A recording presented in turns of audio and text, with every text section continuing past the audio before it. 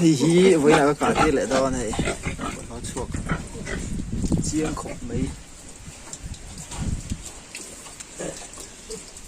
điện dễ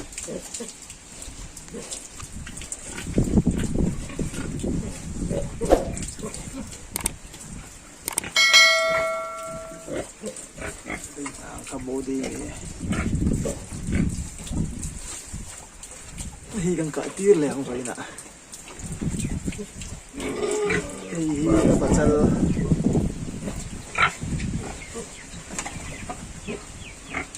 amma pha tây cái thả tiền đòn là vả việc chi mi cần thân định đòn này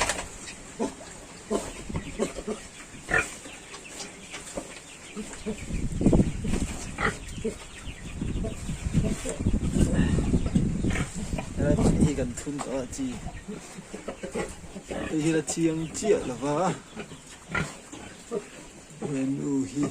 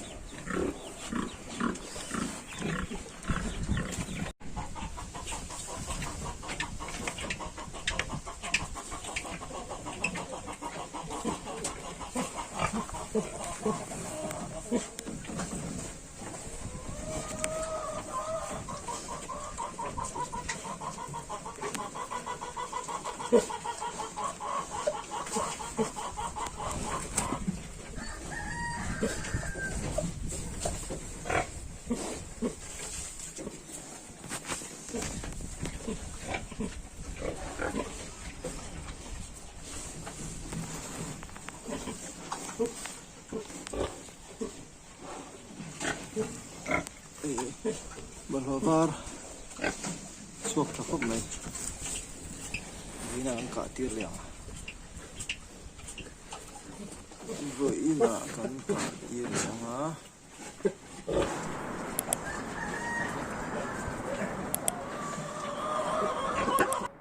tổ hí suộc mấy cái này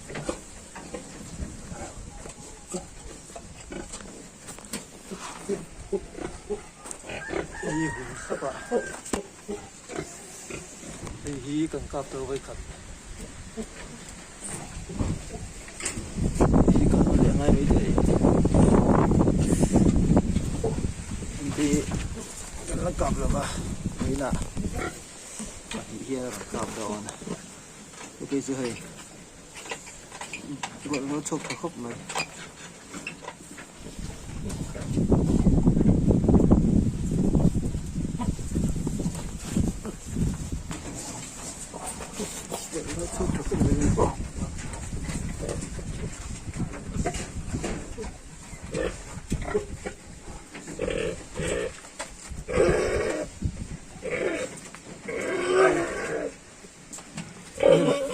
nem pon do gut me he nem bak pon he độ cho khóc mày cho phụ hoa mấy thùng với các chiêng này à thế là mình gì mình tiền có phải với khá là bữa nay nó phá cái tiền là nó độ cho khóc mày cái phá non kia lại đòn thì chứ hul đích tội